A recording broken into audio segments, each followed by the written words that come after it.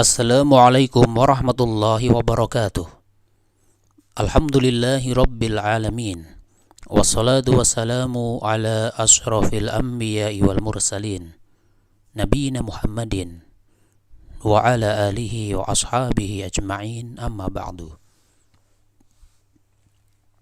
Kaum muslimin wal muslimat, ayyuhal ikhwah wal akhwat yang kami hormati rahimani wa rahimakumullah.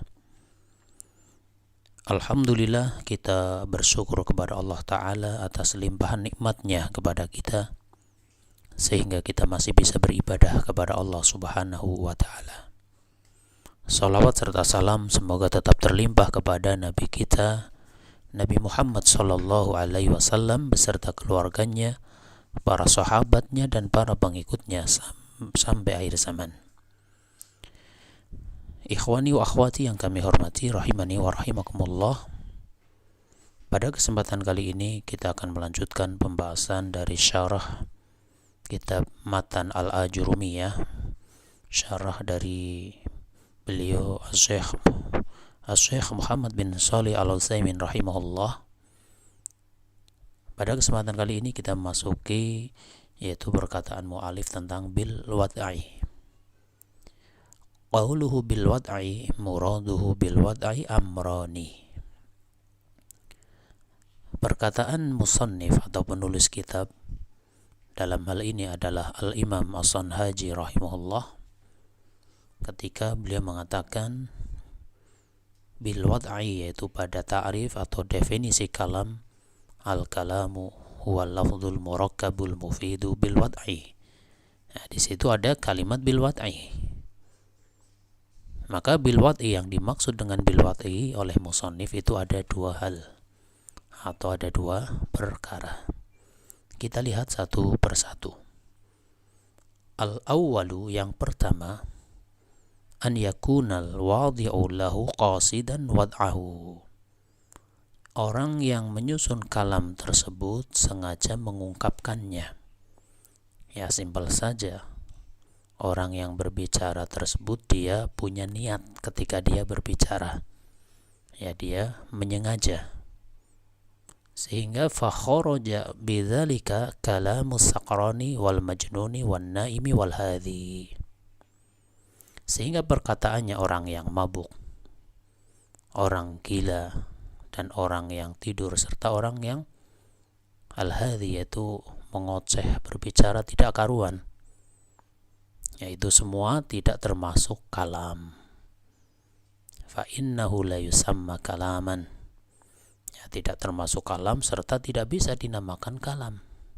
Kenapa seperti itu? Li'anna wadi'ahu ghairu qasidin lahu, karena orang yang mengungkapkannya itu tidak sengaja. Tidak sengaja di sini bukan dalam arti ketika istilah afan ana nggak sengaja, bukan itu. Yang dimaksud di sini ghairu qasidin lahu, yaitu tidak ada niat dari dalam hatinya, ya, karena memang di luar kesadaran. Orang mabuk, maaf saja ya, orang habis minum kemudian dia mabuk, dia kan ngomong atau dia berbicara ini itu, maka itu tidak masuk ke istilah kalam. Ya, karena apa? Ghairu qasidin, itu orang gila, ya, terlebih orang gila, dia sudah hilang akalnya. Orang yang tidur atau mengiko, ya, sedang tidur kemudian mengiko, mengucapkan kalimat-kalimat yang jelas, ya, meskipun kalimatnya jelas, lafadznya tersusun, susunannya punya pengertian sempurna, tapi ketika dia berbicara dalam keadaan tidur, maka itu tidak bisa dikatakan kalam. Atau orang yang dia al-hadhi, itu orang yang berbicara tidak karuan. Ya, alasannya apa? Li'anna wadi'ahu ghairu qasidin lahu, ya, karena orang yang mengungkapkannya tidak dalam keadaan sengaja. Kemudian wa ala hadha falaw iftaradna anna majnunan takallama bi asdaqi kalamin qad yuqalu wa min afsahil kalami fa inna ma yaquluhu la yu'addu kalaman fi istilahin nawiyyina li'annahu laysa mimman yaqsiduna af'alahum wala aqwalahum. Maka berdasarkan hal ini ya, seandainya atau seumpama kita mengira bahwa orang gila dia bisa berbicara dengan perkataan yang benar yang kadang dia ucapkan, dan ini sering kita jumpai ya, orang gila tapi kalimatnya benar misalnya, bahkan dengan kalimat yang paling fasih sekalipun, maka sesungguhnya apa yang dia ucapkan tidak terhitung kalam.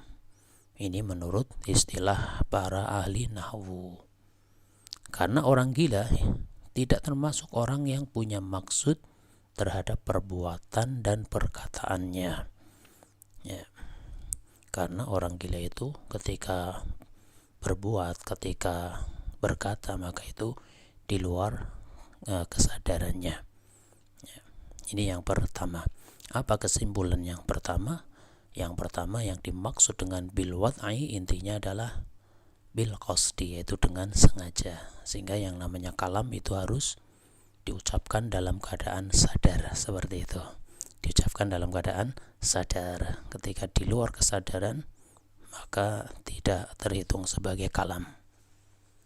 Kemudian yang kedua, asani an yakuna bil wad'il arabiyyi fayakhruju bidzalikal qaidil kalamul a'jamiyyu falau ja'ana kalamun yufidu fa'idatan la yatashawwafu as-sami'u ba'daha ila syai'in lakinnal arabiyyah la yafhamuhu fa innahu la yusamma kalaman. Kemudian yang kedua, yang dimaksud dengan bil wad'i, orang yang menyusun kalam tersebut atau yang mengucapkannya itu harus menggunakan bahasa Arab, sehingga bahasa asing, yaitu bukan bahasa Arab, baik bahasa Indonesia, bahasa Inggris, bahasa apapun selain bahasa Arab, ini tidak masuk kepada batasan kalam. Misalnya kita mendengar perkataan yang bisa difahami secara sempurna, orang yang mendengarnya tidak perlu lagi menunggu lanjutannya karena sudah sempurna, sudah lengkap. Akan tetapi orang Arab tidak bisa memahaminya, maka perkataan tersebut tidak bisa dinamakan sebagai kalam. Ya. Sehingga ketika kita berbicara dengan selain bahasa Arab, meskipun bisa difahami, ini bukan kalam. Ya, seperti bahasa kita ini, bahasa Indonesia ini bukan kalam. Ya, tidak bisa disebut oh dia sedang mengucapkan kalam, tidak bisa. Ya, paling bisa ya artinya paling dia bisa dikatakan dia sedang mengucapkan kalimat. Ya, kembali ke bahasa kita ya, mengucapkan kalimat tapi bukan kalam. Ya, karena yang namanya istilah kalam ini spesifik, yaitu ketika menggunakan bahasa Arab. Idla budda an yakuna bil wad'il arabiyyi bima'na an yakuna mutabiqan lil lughatil arabiyyati wa illa lam yakun kalaman 'inda nahwiyina. Ya, karena harus menggunakan bahasa Arab, artinya harus sesuai dengan bahasa Arab. Artinya harus sesuai dengan bahasa Arab, yaitu menggunakan bahasa Arab. Jika tidak demikian, maka tidak bisa dinamakan kalam menurut para ahli nahwu. Inilah maksud dari bil wad'i. Kesimpulannya yang namanya kalam itu adalah lafaz yang tersusun, yang punya pengertian sempurna, kemudian bil wad'i pertama, yaitu dengan disengaja, sehingga ucapannya orang mabuk, orang tidur, orang mengigo, itu tidak bisa disebut kalam, dan juga menggunakan bahasa Arab, sehingga ucapan atau bahasa selain bahasa Arab tidak bisa dinamakan sebagai kalam. Sehingga ruang lingkup pembahasan dari pelajaran nahwu itu adalah membicarakan kaidah-kaidah bahasa Arab. Ya, sehingga ketika di pembelajaran kita atau tatkala kita belajar ada kaidah-kaidah yang sama antara kaidah bahasa Arab dengan kaidah bahasa Indonesia, maka bisa dipadukan, bisa dikompromikan. Tapi ketika kaidahnya beda, maka tidak bisa dipaksakan, loh ini menurut bahasa Indonesia harusnya seperti ini, misal. Ini nggak bisa. Kalau sudah beda ya sudah, tinggalkan kaidah yang lain ikuti kaidah bahasa Arab, karena kita sedang bicara tentang kalam, berbicara tentang bahasa Arab, berbicara tentang kaidah-kaidah bahasa Arab ya, sehingga jangan dipaksa-paksakan ke kaidah bahasa yang lain. Masing-masing bahasa punya kaidah. Bahasa Indonesia punya kaidah, bahasa Inggris punya kaidah, bahasa Jawa punya kaidah, bahasa Sunda misalnya juga punya kaidah. Ya, semua bahasa punya kaidah sendiri-sendiri, dan bahasa Arab juga punya kaidah. Dan yang kita pelajari di sini adalah kaidah tentang bahasa Arab yang diistilahkan dengan pelajaran nahwu atau ilmu nahwu. Ikhwani wa akhwati yang kami hormati rahimani wa rahimakumullah, demikian yang bisa disampaikan pada kesempatan kali ini. Atas kesalahan, kekurangan, ana minta maaf yang sebesar-besarnya. Wallahu a'lamu bissawab. Subhanakallahumma wa bihamdika asyhadu an la ilaha illa anta astaghfiruka wa atubu ilaik. Wassalamualaikum warahmatullahi wabarakatuh.